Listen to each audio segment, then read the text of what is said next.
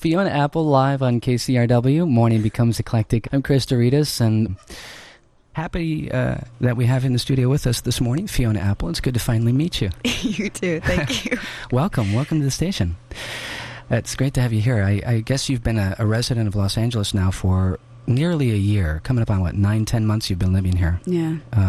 Out in the Venice area. And, yeah. But you moved recently from New York, where you grew up, right? Yeah, I grew up in Manhattan. It's weird because, I don't really even think that I moved here, because I've been coming here on and off for so long that it's and right now I don't really feel like I have a home at all, really, just because I'm going to be traveling so much, so I'm living with my dad now. So since I don't have my own place here, it's kind of like I'm not really living here, I'm just kind of staying. Well, the original reason to come out here, I guess, was to record the album, right? Yeah. So let's go back a bit. Before the album was set to be recorded, before you had a record deal, before you met your producer Andy Slater, let's go back to when you started writing these songs. You were a teenager living in Manhattan, right? Well, when I started writing the songs, I wasn't a teenager. When I started writing the songs, I was songs with lyrics started when I was 11. 11? Yeah. But that was just there were some serious subjects, I guess, but most of them were just I would write songs for friends, about friends that I loved and stuff like that. Were there lyrics that you wrote at age 11 that stayed with you enough to be on this album?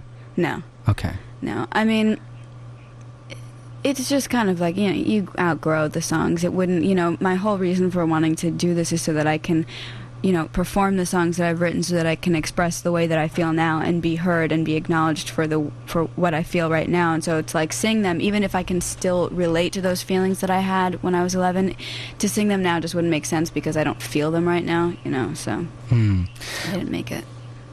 Were you proficient on an instrument at that time? Were you playing piano at that time?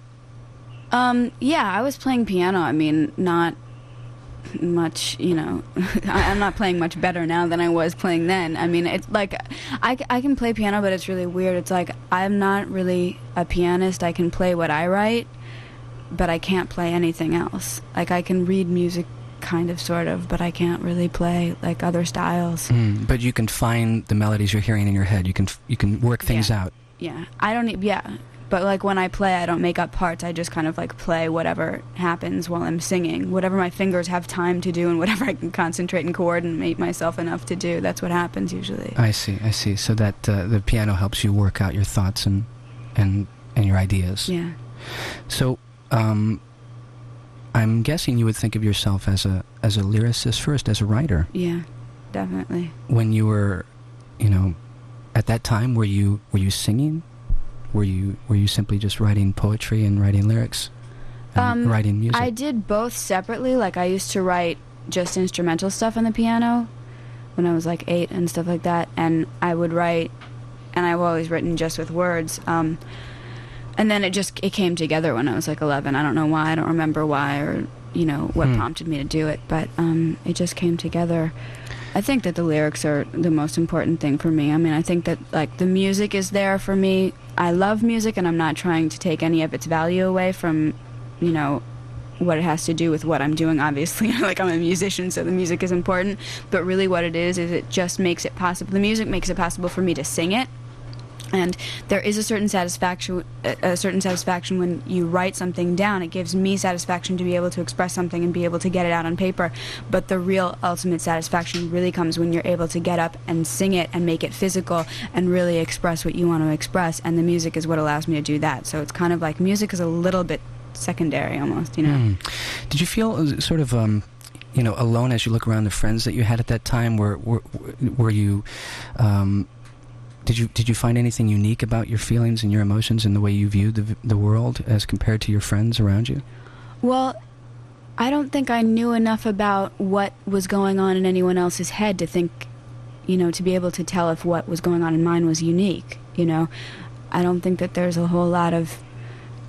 unfortunately, a whole lot of communication of, about, your perspective on the world when you're 11. Basically all people are talking about is the cute boy in the class and who you like and everything, and I wasn't that kind of kid.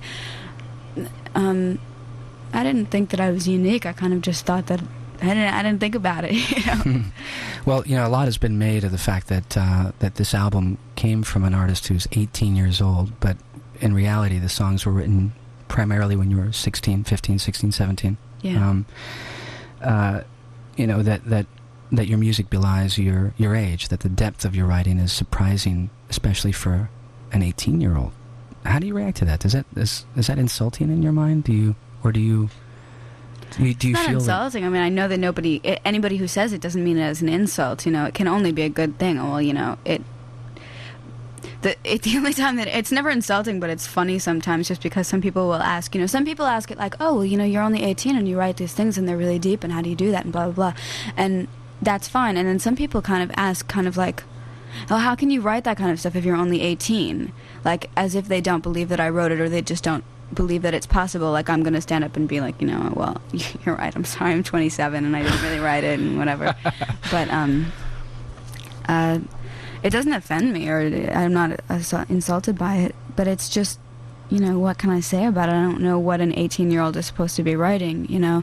It doesn't really have to do with how old you are and how many experiences you have, but like what you've done with your experiences, and not the amount of time but the quality of time, and how you've absorbed your experiences, what you've learned from them, you know. And I've paid attention to what's happened to me in my life, and I've learned from everything, you know. I make it a point to see where the lesson is in everything that I experience, and that makes me grow up faster and be more aware of myself. I have to ask you that, you know, at some point, you already pointed out that you'd done writing since like age 8, but 11 you started to get more involved in it, and at some point though you got really further along to the point where you wanted to make a demo, and you wanted to get this stuff out of your bedroom, out of your house, and into the hands of other people. At what point did that happen? There wasn't I mean, I know it was when I was 17, but there wasn't like a particular event that happened that like brought me into the light, that made me feel like, oh, I want to do this as a career. The whole music thing with me has been, I mean, it's like paying off now, and it's becoming something that I'm having fun with, and I'm actually getting to do and being taken seriously for. But like for a long time, especially when you're like 11 and 12 years old and you're writing songs, I kept it a secret because it was very precious to me, you know, not to sound like a stupid cheesy artist, but it's not like I wanted to do, you know, I wanted to write because I wanted to be a writer, I wanted to sing because I wanted to be a singer, I wanted to be like some kind of star or something. It's really, I mean, when you really do things like that, naturally you do them because you have to, you know, because there's really no other way to express yourself.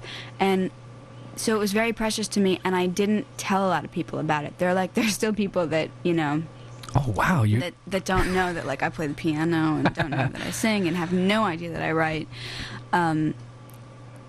So I didn't really tell anybody about it, and so it was kind of just always subtly there, and kind of like there was always a little pressure that I was putting on myself, thinking, well, do I want to do this? Is this a career thing, or is this just what I do when I'm alone, you know? And it kind of came to me just like, you know, the only thing that I can really compare it to is, you know, when you've really been infatuated with someone, and then you spend like weeks trying to get over them, and then all of a sudden you kind of like wake up and you realize, oh, I'm over them. And it's just kind of like, it didn't come from anywhere, nothing happened to trigger it, but it just happened, and that's what I felt like. I just felt like, oh, I'm ready, I'm just going to do it. Somehow you let go of the songs in a way, that they weren't so personal anymore. Well, it wasn't really like letting go. It was like I want them to be personal. Like the fact that they're personal is, it's weird. It's hard to explain. It's like some people have said to me that like listening to the album they feel guilty because they feel like they're listening to something that they shouldn't be listening to, like it's too personal. The thing with me is that I don't like having to hide the way I feel about things. You know, I'm a really, really, really sensitive person, and for a lot of my life I felt ashamed of that because I think that it's really a shame, but in this world it's not cool to be sensitive. It's cool to be a jerk. It's cool to like be callous and cold and distant and, you know, tough and treat people badly and everything, and not have feelings about things. And I was always really sensitive, and I felt that there was something wrong with that because other people made me feel that. And so putting out the album and making it so personal and wanting to put the songs out was like kind of my declaration of, you know, pride in being sensitive, in having feelings, in feeling the way that I feel, because no one should ever feel ashamed about anything that they feel, you know? And that's kind of like what I felt, you know? Fantastic. So, I guess a friend of yours was a babysitter for... Yeah. for the man who ended up being your producer. Well, no, I have a friend, Anna, that was babysitting for a woman who does PR in the industry, and she had a party and invited Andy. Ah. Okay.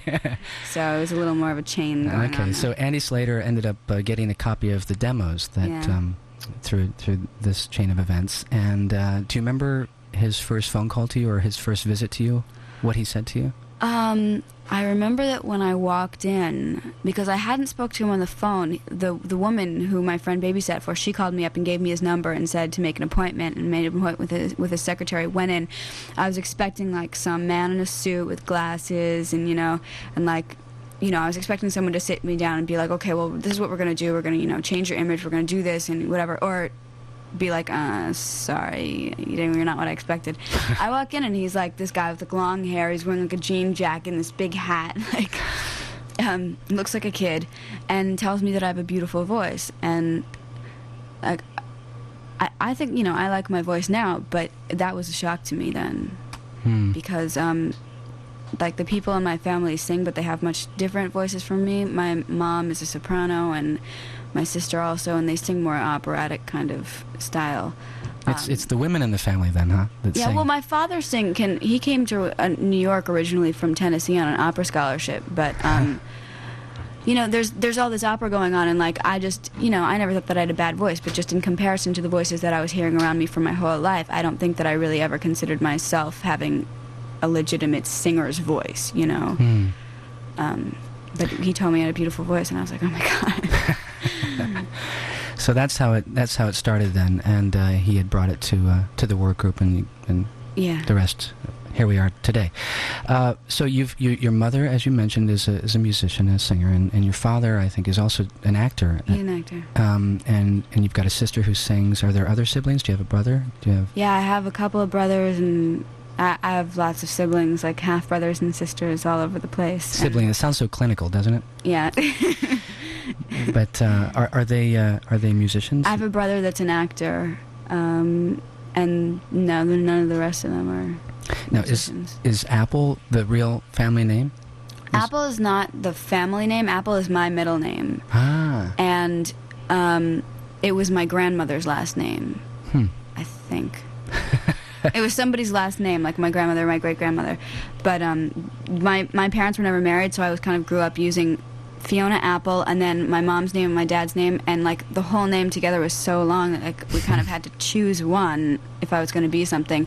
And originally, I remember meeting people. I remember meeting people from Sony and being like, and them being like, "What do you want your name to be?" And I was like, "Not Fiona Apple, not Fiona Apple. It's too obvious. It's going to be like, what is she trying to be like, Nene Cherry and Fiona Apple and like all that stuff."